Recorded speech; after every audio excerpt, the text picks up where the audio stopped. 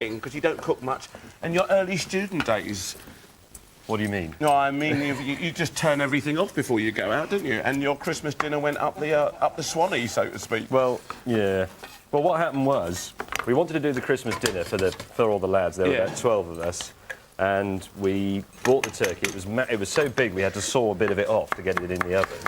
We had it all set up. We worked out it would take about 8 hours to roast, so we turned it on and we thought, right, well, we've got 8 hours, so we'll go off and play football for the rest of the afternoon. So we did, and we came back at 8 o'clock and we opened the door of the oven, and of course it was completely raw because someone had turned it off at the wall. Yeah. That's someone being... Well, I think now 20 years have gone past, so I can finally admit that it was in fact me. You let your mates get hold of you down the pub and stuff like that. OK, 4 minutes to go. Lovely.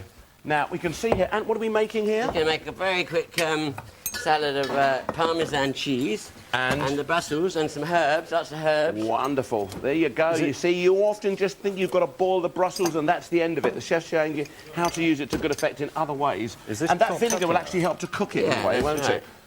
Well, the Brussels, I mean, you eat raw cabbage, the Brussels is exactly the same. Yeah. There's no need to cook them at all.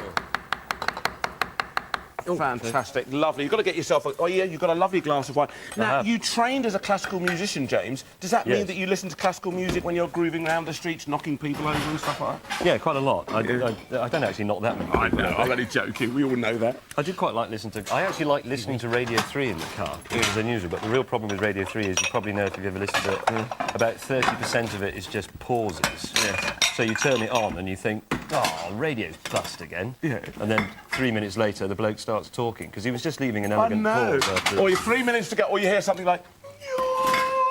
Then it all starts again and it goes quiet. Yeah, fantastic. Oh, look at this. What do you listen in the car to? What's your music? Are you listen a bit of rock? Blues music, stuff that in fairness, all the radios in his cars are broken. Yeah. That's true, actually. Most of the radios are broken. Things that he's like that. Yeah. I don't like that. I like classical music that's slow. So, do you regard him as being a bit posh, then, Rich? He's not posh. He's the scruffiest, lowliest human being. I mean, he's not... We're neither of us complex men. Honestly, at 5 o'clock in the morning, we have eaten certain potted noodle-based products together at 5 o'clock. Oh, I see. He's a noodle-doodle man. Yeah. We have had a few noodles. A noodle-doodle man that knocks people over and listens to Radio 3. Right. You've already got one. Hammond once boasted that his breakfast was a tin of pot noodles and some lager. Yeah, it's all right, thank you. Only he didn't have any water. He didn't have any water to do the noodles, so he just had the lager. Oh! That's true. Heating up your lager to go on it. OK.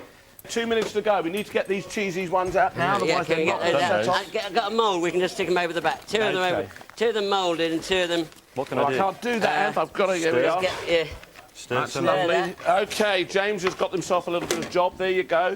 There's your lovely crispies. Let's pick that up there. OK, we've got rosties in here too. I'm just going to put these on top of the stove. Watch yourself there, James. There's your chicken. No, it's not in there. Nice, thanks. Yeah, and 1.5 minutes to go. What's that? It's very, very hot. Don't do that. That soup's ready to go into the bowl. Got any moulds anyway. OK. Where's my Parmesan? There we are. You've got Parmesan crisp. We've got some... There we are, Chef, just at the end there on the top. That's your lot. And I've got another one here. I'm putting that down. OK, I wonder if our chef's going to finish in time, ladies and gentlemen. There you go. Now, look at this. James is showing you what you can actually achieve there. Fantastic. Well, touch the top of that. Straight on there. Go on, get it on the top. I'm all over the place here. Turn that up. I've got it. Yeah, quick. You don't seriously want me to use a blowtorch on that? That's it, get on that, the sugar. Just keep on it, that's it, it will bubble up. This is better. No, don't shake it, just hold it there. It's on fire. He's setting fire to my food. That's it, you can see that. OK, about 40 seconds. That's it, it's like bubbling up there. Absolutely wonderful. We've got steamed pudding with apples. It's on fire. We've got apples. It's on fire. So that's OK. It's under here. He's going to burn the kitchen down. It's crazy. Keep going. All right, then, we've got Rosty's here. Come on, Anne, let's get this done. All over the place here. Fire. OK. Don't worry. 20 seconds now. Can I help you? Yeah, put that mould, that other thing for me, will you, Aim? So you want it? Over the mould, Right, over that sugar sift. Sugar what? 9, 8, 7, 6. What is he doing? 4, 3, 2, 1. Well, ladies and gentlemen, wow, we were going there to remind you what the chefs had in their bag. James Martin started off with pork tenderloin, Roquefort cheese, basmati rice, pepper, a couple of dessert apples and a red onion. whilst AWT had a couple of guinea fowl breast, a leek, a potato, parmesan cheese, sprouts and red chillies. Well, I think this looks exquisitely delicious, don't you? And both of our Top Gear guys are in for a bit of a treat. But first, it's you, Richard, so you get stuck in. What about a name then, James? We cooked in the fast lane with this Top Gear. That's brilliant. Yeah, all right then, mate. All right then. Now, what did you do with your ingredients? What did we do? First things first, we made a French onion soup. Classic French onion soup. Caramelised it off with some beef stock, red wine, a little bit of thyme in there. Crouton, obviously baked in the oven with the Roquefort cheese. Really quick and simple. It would have taken me 5 times as long as that just to do that bit. I cannot believe that. Then we made a pork tikka masala. Try that one. Which we got all the spices, the ginger, the turmeric and the chilli powder. Put that pork in there, made a little quick and simple curry paste, fried it off, added the cream, lots of lemon, lots of coriander, cooked it out. Simple little pork tikka masala. It's zingy as well, it's really... And then we did a little apple and Roquefort salad because we had some left. And then over here we've got a little rice pudding. And then taste this one. This is a little... Where did all this come from? I've never, honestly... You want a bit of that apple? Taste a little bit of the apple. But that's a little apple and ginger steamed sponge pudding. Really simple. Wonderful. And that takes 4 minutes to cook 4 minutes in the microwave. Absolutely delighted. I'm not Top-notch for Top Gear. I wouldn't think that was...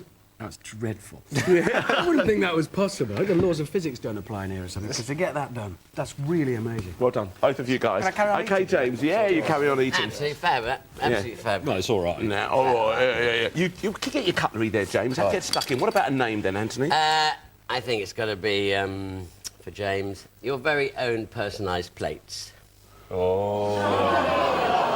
That's a better quality joke than you. Yeah, very nice. Get stuck into that soup. You're going to need your spoon there. Tell us what you did with your ingredients then, Anthony. OK, well, just start with the simplest. That's just bashing out the guinea fowl. Just pan-fry both sides, like 2 or 3 minutes each side, no more. Sitting on a parmesan crisp, these little crisps are nice and brittle. Is that good? That's fantastic. Oh, thank you. A little bit of Brussels sprouts, tossed in herbs, a little bit of parmesan. Here, this is a potato and Brussels sprout creek. A lot of people, obviously, we take the mickey out of Brussels sprouts, don't we? A lot of people love them, a lot of people hate them. But if you want a compromise, this is magnificent. It's basically grated sprouts, grated potato, a little bit of yoghurt. Yeah, I'm getting it for you, mate, don't worry. A little bit of yoghurt, some eggs and some cheese and some herbs, and all in there in the middle there. Sorry about that. Then the guinea fowl, bashed it out, wrapped it with some leeks and some chilli and some herbs and some parmesan. Wonderful. In the centre there like that. I don't actually remember there being an omelette in my bag. That's fantastic. And this one, a great thing to do. It's the simplest thing to do with parmesan. It's just to grate it onto a non-stick pan, cook it very quickly in the oven.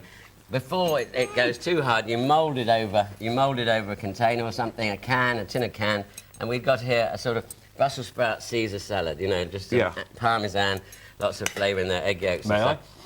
Of course you can. And this one, of course, a wonderful stew, stroke a soup, if you want, wintry soup, one pot dining. Nice little bit of parmesan on the top here, parmesan crisp on the top. All the ingredients. James kindly lent me a little bit of pepper.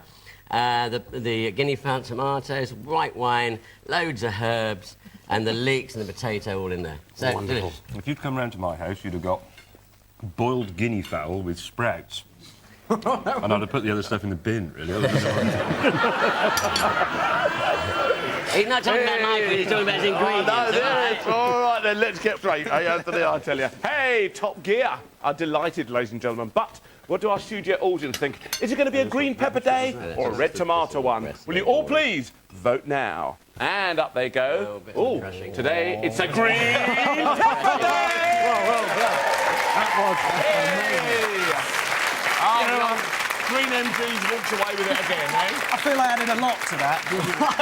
You think, though, you contributed. Here we are, Richard, £100 spending money there for you. Marvellous, let's go to the Children's Society. Children's Society charity. Brilliant, very good work. Great charity it is too. Thanks for coming along. Absolute pleasure. Have a good one. Good luck with Top Gear. Thank you very much. And, hey, I mean, he wants to come along and have a bit of a drive, don't you, James? Yeah, do that cheap car business. Wonderful. Hey, what can I say, James? It was rigged, wasn't it? I think it was a little bit rigged, you know. I think Let's we give were it a just little well break and and chance. truly stuffed, really. No, I think he promised to take everybody out in the audience in the Ferrari for a spin. That's what it is. You know, yeah.